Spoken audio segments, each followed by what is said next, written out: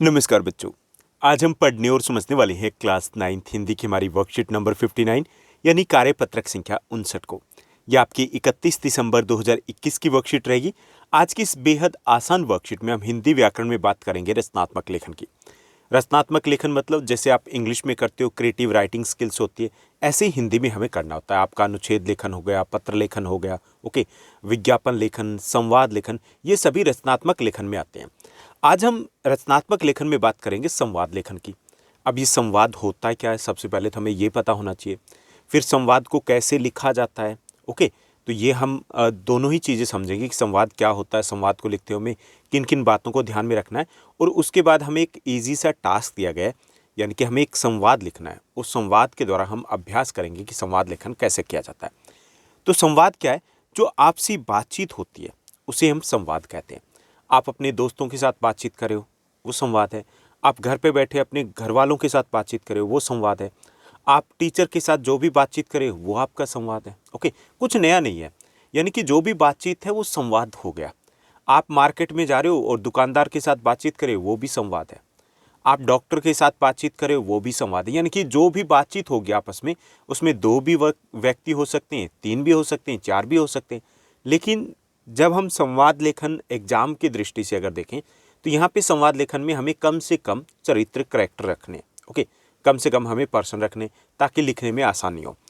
तो यहाँ पे दिया गया कि बातचीत या संवाद से ही हम अपनी ज़रूरतों को अच्छी तरह से बता पाते हैं। हम जब बातचीत करते हैं तभी तो अपने विचारों को, अपने भावों को दूसरों तक पहुँचाते हैं।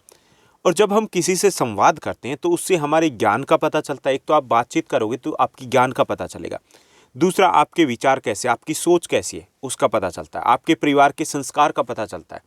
बातचीत करते हो ना, आप तू तड़ाक बोल रहे हो या किस तरीके से बातचीत कर रहे हो, कितनी आवाज़ में बातचीत कर रहे हो, तो उससे आपके ज्ञान का, आपके विचार का, आपके परिवार के संस्कार का, आपके परिवेश का, आपके घर का माहौल कैसा, आपके पड़ोस का माहौल कैसा है, उसका पता चलता है।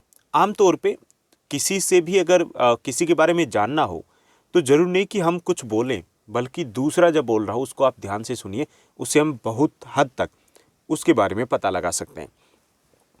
संवाद है, इसलिए हमें जो संवाद है कभी भी करें, हम चाहे अपने जीवन में करें, चाहे हम यहाँ पे संवाद लेखन की बात करें, तो हमें कई सारी बातों को ध्यान में रखना चाहिए। संवाद में शिष्टता, मधुरता, सम्मानपूर्वक होना चाहिए। संवाद विषय के अनुसार होना चाहिए।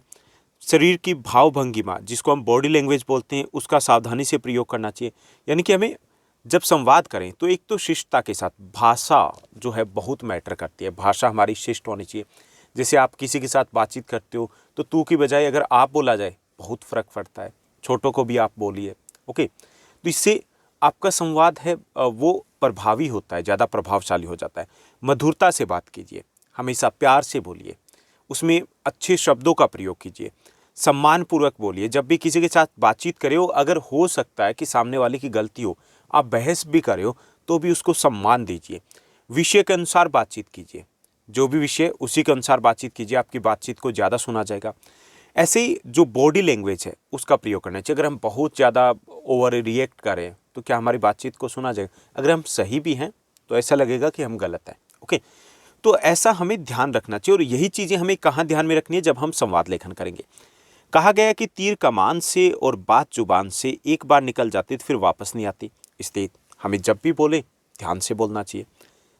रामलीला, फिल्मों, टीवी सीरियल, कहानियाँ, नाटक, इन सभी में आपने अच्छे लंबे जो संवाद थे वो आपने पढ़े होंगे, देखे होंगे, ओके। अगर आपने पढ़ा इनको तो संवादों को पढ़ा होगा, अदरवाइज आपने टीवी में देखा होगा, ओके। तो ये जो संवाद होते हैं वो संवाद अगर अच्छे होते हैं, अट्रैक्टिव होते हैं, और यूं कह सकते हैं कि शिष्टतापूर्ण होते हैं, कुछ अलग होते हैं, हटके होते हैं, तो कई संवादों को हम लंबे समय तक याद रख पाते हैं। यानी संवाद को आप क्या कहते हो? वहाँ पे हम डायलॉग बोलते हैं। जैसे शोले मूवी के डायलॉग है, आज भी आपको याद है, वो संवाद ही तो है, ठीक। आपको भी कई पात्रों जैसे नायक, नायिका, खलनायक के संवाद याद होंगे। 10 मिनट आंखें बंद करके किसी फिल्म में दो लोगों या मित्र से अपने संवाद को याद कीजिए। आप अपने फ्रेंड्स के साथ कैसे बातचीत करते हो, याद है ना आपको? आपके टीचर आपकी क्लास में कैसे बोलते हैं, आपको याद है, ओके। फिल्मों की बात करें, बहुत सारी फिल्में हैं, आपको अच्छे से याद होंगे वो संवाद, वही संवाद होते हैं। यानी जो संवाद है कुछ नया नहीं है, जो बातचीत होगी वो संवाद हो जाएगा। समाज में जो कुशल वक्ता है अर्थात संवाद करने वालों को ऊंचा पद और सम्मान मिलता है। आप देखते होंगे कि जब भी कोई लड़ाई झगड़ा होता है तो आमतौर पे किस व्यक्ति को याद किया जाता है उसके निपटारे के लिए? जिसकी संवाद कला, कम्युनिकेशन स्किल बेटर हो, वही संवाद कला होगी ना, जो अच्छे तरीके से अपनी बात को रख पाता हो। हम लिखने बोलने के अभ्यास द्वारा अच्छा संवाद लेखन सीख सकते हैं। संवाद लिखने से पात्रों और बोलने वालों की स्थिति और परिवेश के अनुसार हमें भाषा का प्रयोग करना चाहिए। चलिए हम यहाँ बात करते हैं लेखन की, ठीक। तो पहला ये कि जब हम संवाद लेखन करें तो उसमें हमें जो पात्र है या बोलने वाला है उसकी स्थिति क्या है, किस स्थिति में, उसका हमें ध्यान रखना है। किस परिवेश में, वो ग्रामीण परिवेश में है, शहरी परिवेश में, यह हमें ध्यान रखना है। इसके अलावा किस विषय में लिख रहे हैं तो उससे भटकना नहीं है, उसी पे रहना है। शब्दों का प्रयोग हमें सोच समझ के प्रयोग करना है, या फिर अगर हमें संवाद लेखन के लिए कोई चित्र वगैरह दिया गया, संकेत दिया गया, तो उसको भी हमें ध्यान में रखना है। ओके, संवाद के आरंभ और अंत में जो औपचारिकताएं होती है जैसे नमस्कार, हेलो, कृपया, धन्यवाद, इसका भी हम ध्यान रख सकते हैं। ओके, अगर हम नए संवाद की शुरुआत करें तो ये सब कुछ हमें ध्यान में रखना होता है। यानी कि क्या क्या चीज़ें हुई, संवाद लेखन करते हैं तो एक तो उसमें सरल भाषा होनी चाहिए, सरल भाषा समझ में आ जाए।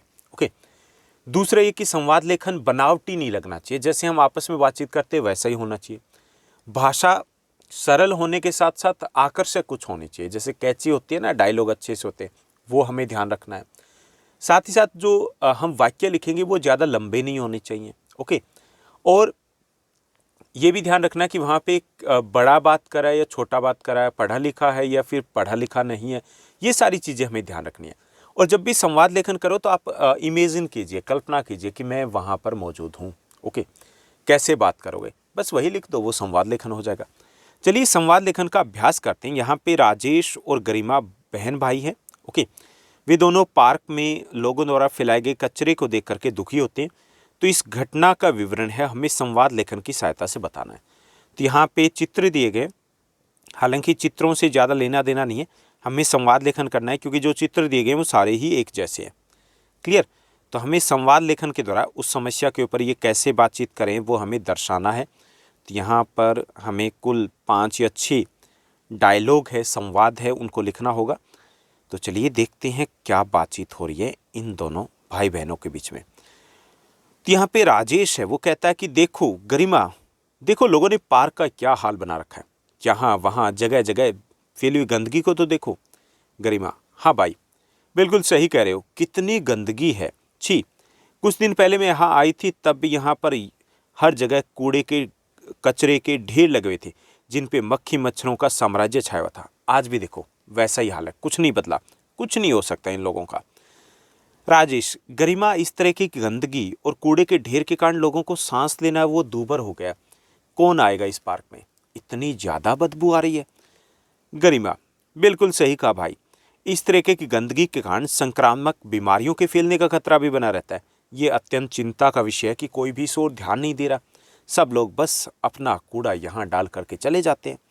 राजेश, हाँ गरिमा तुम सही कह रही हो, हमें इस गंदगी की समस्या से निपटने के लिए जागरूक होना जरूरी है और जगह जगह कूड़ा फेंकने से बचना होगा। गरिमा, हाँ बिल्कुल सही कहा आपने। इसके साथ साथ सरकार को भी इस दिशा में कार्य करने होंगे क्योंकि गंदगी मुक्त स्वच्छ वातावरण लोगों को तभी उपलब्ध हो सकेगा। तो बस हो गया इतना हमारा संवाद। तो आपस में आप कल्पना करके कुछ और भी लिख सकते हो, अगर लिखना चाहो ऐड भी कर सकते हो। तो ये थी हमारी आज की वर्कशीट जो काफ़ी आसान थी। उम्मीद करता हूँ सब कुछ आपको अच्छे से समझ में आया होगा। अगर आपको ये वर्कशीट अच्छी लगी तो इस वर्कशीट को लाइक और शेयर जरूर कीजिएगा। आज के लिए बस इतना ही। Thank you, bye bye, have a nice day.